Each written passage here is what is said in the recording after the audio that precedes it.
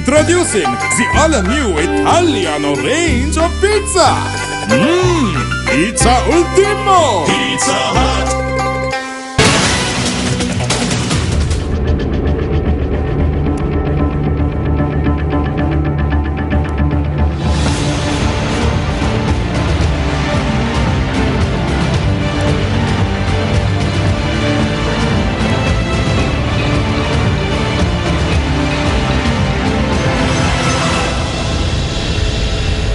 In a significant development into the IPL controversy, the BCCI chairman N. Srinivasan agreed to step aside from his post. The chairman, who said that he cannot be bulldozed into resigning last month, agreed to this decision at a special meeting held this afternoon. Well, we have a comprehensive report on this story on the news tonight. Good evening and welcome. I'm Arundhati Mudanayaka. We start off with a look at tonight's headlines.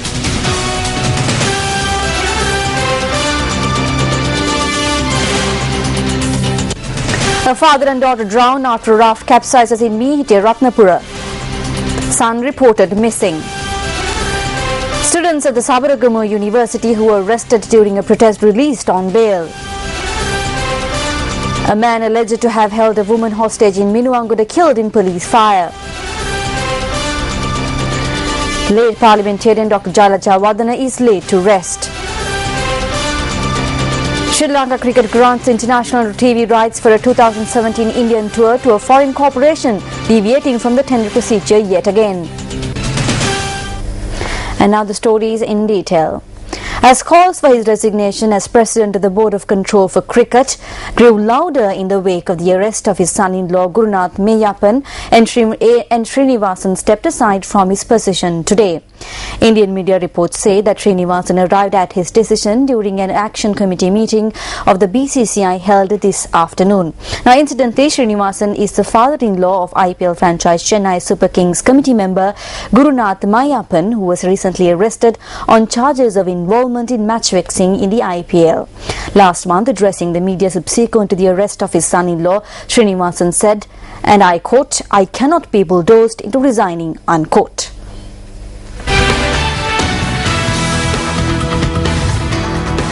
On the 15th of May, 3 cricketers from the IPL franchise, the Rajasthan Royals, were arrested on charges of spot fixing. Gurunath Meyyappan, the son-in-law of BCCI President N. Srinivasan, was arrested later by the Mumbai police on suspicion of involvement with bookies. This led to calls from various spheres of Indian society for the resignation of the BCCI president. Meanwhile, the secretary and the treasurer of the BCCI resigned from their positions on Friday night. They say they took this decision due to their disappointment with the IPL match-fixing scandal. The BCCI's Action Committee met today to discuss the issue. Indian media reports say that Srinivasan had agreed to step aside from his position until the completion of investigations into the match-fixing scandal. Meanwhile, duties at the helm of the BCCI have been temporarily handed over to former BCCI President Jagmohan Del Maya. Indian cricket Srinivasan Sabapatituma. The president of the BCCI, Srinivasan, has temporarily stepped aside. I think that this action is similar to a movie. Recently, with pressure being exerted by the media, he could not remain in his position. This is a drama that he is acting out with several people in the BCCI who are loyal to him. Recently, in our cricket board as well, we saw how persons were appointed to positions based on the needs and the whims and fancies of the politicians and the leaders of the country. Like the Sirasa Media Network, if the other media networks too talk straight and point out the shortcomings, then I think that we can initiate change in cricket administration. A father and daughter drowned while a son from the same family has been reported missing after a raft crossing the Kaluganga in Mihite, Ratnapura capsized. The raft had been carrying 10 people who were returning home from a funeral. People in the area had acted quickly to rescue the group when the raft capsized. With the assistance of the Ratnapura police, rescuers managed to save 7 of those who were aboard the raft. However, 3 people, a father, daughter and son, were washed away by the current. Several hours after the incident, divers recovered the bodies of the father and daughter.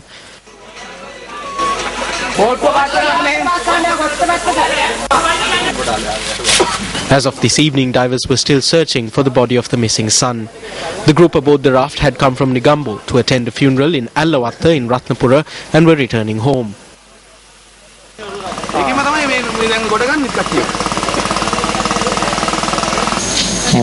When we were on our way, water came from behind. Then the raft toppled. The raft that capsized is used by people to travel between Mihitiya and Allawatta in Ratnapura. The police say that the surging water levels of the Kaluganga caused by the heavy rains experienced recently may have caused the vessel to capsize. Area residents point out that if countless requests made over the years for a bridge to be constructed over the river had been heeded, then this incident could have been prevented. We are badly in need of a bridge.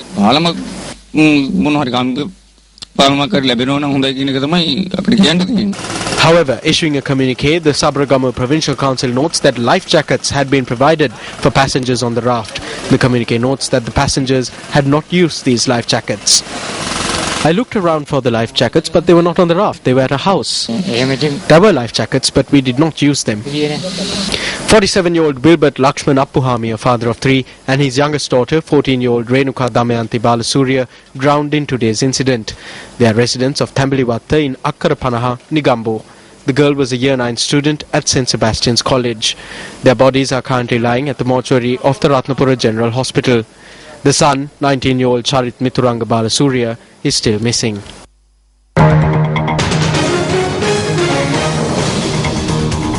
Police say that 10 undergraduates of the Sabaragamu University who were arrested on the charge of damaging public property and attacking the police were released on surety bail after being produced before the Balangura acting magistrate today.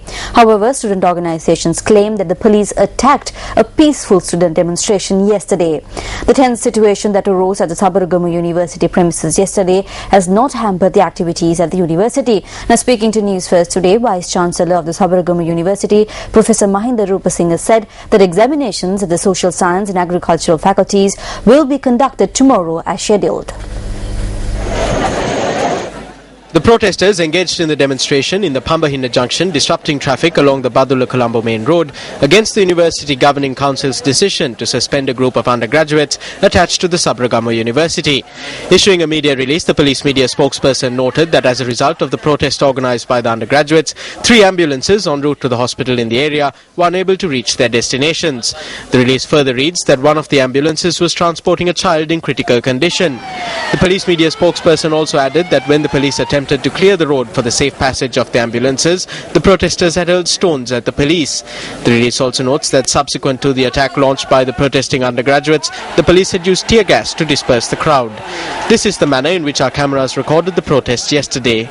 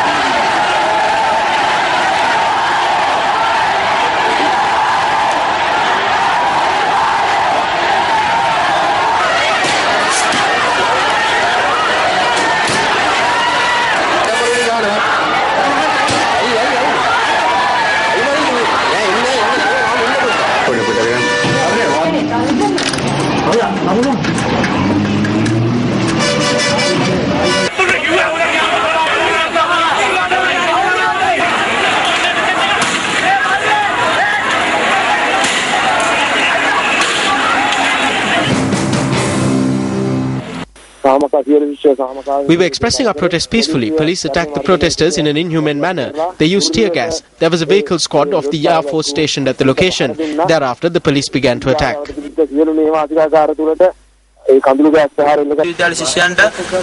The police attacked a student protest. They maliciously attacked female protesters as well. They also attacked the Pambahinna hospital with tear gas.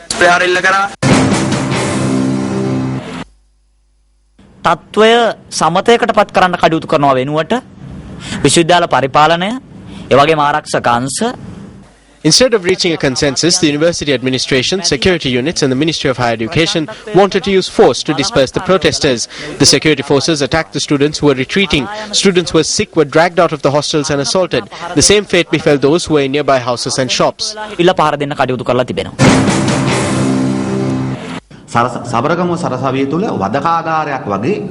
There is so much political pressure at the Sabaragaon University and it is similar to a torture chamber. The government and the police are involved in this. You must have seen how they were being attacked in an inhumane manner. Recently, we witnessed in Ratnapura the manner in which the chairman of the Amblipitiya Pradeshya Sabha, Amila, attacked 2 police officers.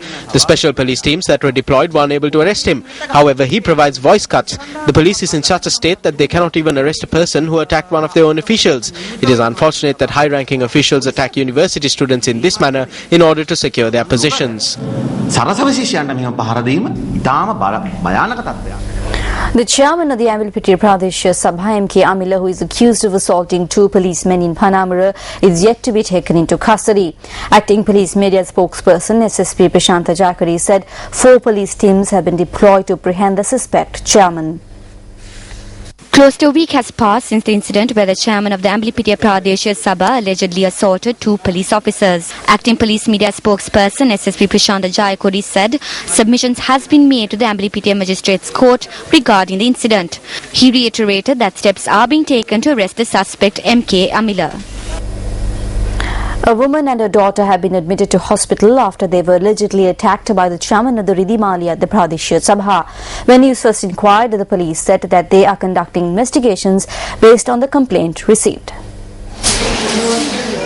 The police said that K. Chandra of the 49th mile post in Mahayangane lodged a complaint stating that the chairman of the Ridimali at the Pradeshya Sabha had attacked her and her daughter.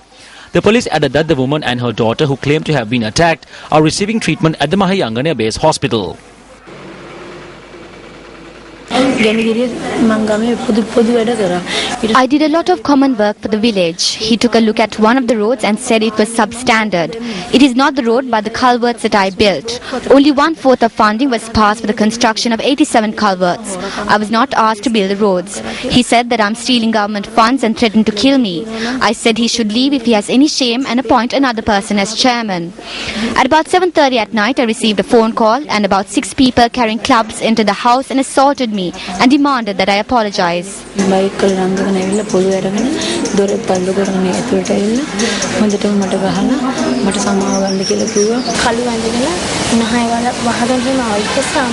They were clad in black and had covered their faces. One of them, who beat my mother, revealed his face and said, quote, "I'm Karu, you were the one who insulted me. I told you that I will come and kill you. Try and go picketing again," unquote. And he attacked my mother's legs with the clubs. When news first inquired from the chairman of the Ridimali at the Pradeshya Sabha, he denied the allegations. I deny all allegations about this attack. I condemn the committee represented by this woman and several other committees during a meeting regarding a financial fraud. It is my duty to prevent any corruption and I call for an audit to be done. Therefore, this woman gave me a phone call last morning and verbally abused me using inappropriate language. But I did not worry about it much. I'm very surprised to see this woman admitting herself to hospital claiming that she was attacked by me. The police said that while investigations are continuing into the incident, evidence on the case will be produced before the Mahayangane magistrates.